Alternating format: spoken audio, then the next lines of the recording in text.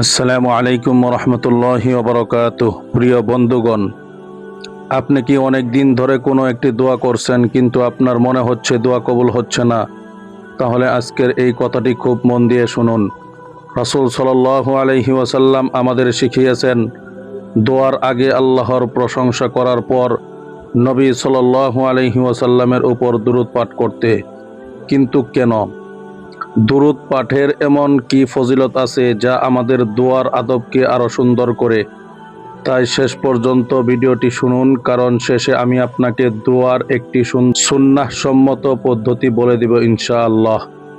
কোরআনের দলিল। পবিত্র কোরআনে আল্লাহ পাক রব্বুল আলামিন বলেন সূরাতুল আহজাবের 56 নম্বর আয়াতে, ইন্নাল্লাহা ওয়া মালাইকাতাহু ইউসাল্লুনা আলান নবী ইয়া আইয়ুহাল্লাযীনা আমানু সাল্লু আলাইহি ওয়া সাল্লিমু তাসলিমা।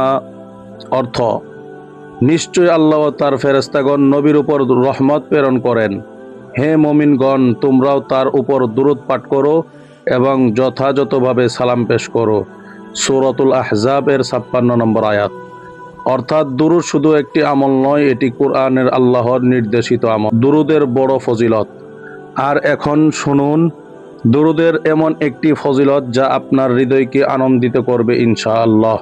রাসূল সাল্লাল্লাহু আলাইহি ওয়াসাল্লাম বলেছেন সহিহ হাদিসে, মান সাল্লা আলাইয়া ওয়াহিদাতান সাল্লাল্লাহু আলাইহি আশারান। যে ব্যক্তি আমার উপর একবার দুরূদ পাঠ করে আল্লাহ তার উপর 10 বার রহমত প্রেরণ করেন। সুবহানাল্লাহ। সহিহ মুসলিম শরীফ হাদিস নাম্বার 408।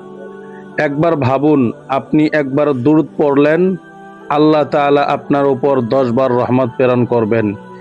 এ কারণেই দুরূদ মুমিনের জন্য অত্যন্ত মর্যাদাপূর্ণ আমল। দোয়ার সঙ্গে দুরূদের সম্পর্ক কি? কিন্তু দোয়ার আগে দুরূদ পড়ার সবচেয়ে গুরুত্বপূর্ণ দলিলটি এখন শুনুন। এক ব্যক্তি সালাতে দোয়া করছিলেন, কিন্তু তিনি নবী সাল্লাল্লাহু আলাইহি সাল্লামের উপর দুরূদ পাঠ করেননি।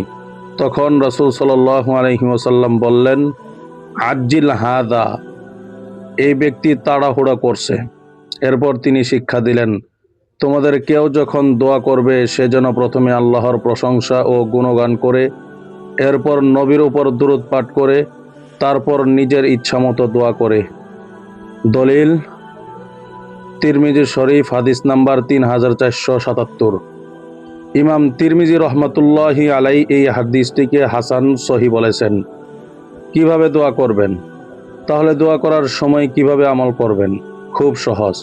প্রথমে আল্লাহর প্রশংসা করুন, যেমন আলহামদুলিল্লাহ রব্বিল আলামিন, সমস্ত প্রশংসা আল্লাহর জন্য যিনি সকল জগতের প্রতিপালক।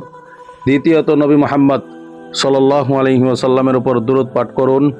সহজভাবে বলতে পারেন আল্লাহুম্মা সাল্লি আলা মুহাম্মদ ওয়া আলা আলি মুহাম্মদ। হে আল্লাহ, মুহাম্মদ ও তার পরিবারের উপর রহমত বর্ষণ করুন। আর পূর্ণ দুরূদে ইব্রাহিম পড়া আরও উত্তম। রাসূল সাল্লাল্লাহু আলাইহি ওয়াসাল্লাম সাহাবীদের দুরূদ পাঠের পদ্ধতিও শিখিয়েছেন। সহিহ মুসলিম শরীফ হাদিস নাম্বার 405। এরপর নিজের প্রয়োজনের কথা আল্লাহর কাছে বলুন। মনে রাখবেন, দুরূদ কোনো জাদুর মন্ত্র নয়। দুরূদ আল্লাহর রহমত পাওয়ার একটি মহান ইবাদত এবং দোয়ার সুন্দর সুন্নাহ সম্মত আদব। তাই আজ থেকেই দোয়ার আগে আল্লাহর প্রশংসা করুন, দুরূদ পড়ুন, তারপর একান্ত মনে নিজের প্রয়োজন আল্লাহর কাছে তুলে ধরুন। আর এখন আপনি যদি রাসূল সাল্লাল্লাহু আলাইহি ওয়াসাল্লামকে ভালোবাসেন তাহলে কমেন্টে লিখুন আল্লাহুম্মা সাল্লি ওয়া সাল্লিম আলা নাবিয়্যিনা মুহাম্মদ সাল্লাল্লাহু আলাইহি ওয়াসাল্লাম। এবং এই ভিডিওটি একজন মুসলিম ভাই বা বোনের কাছে শেয়ার করুন। হয়তো আপনার মাধ্যমে তার আমল শুরু হয়ে যাবে ইনশাআল্লাহ। আল্লাহ তাআলা আমাদের সকলের দোয়া কবুল করুন, আমিন।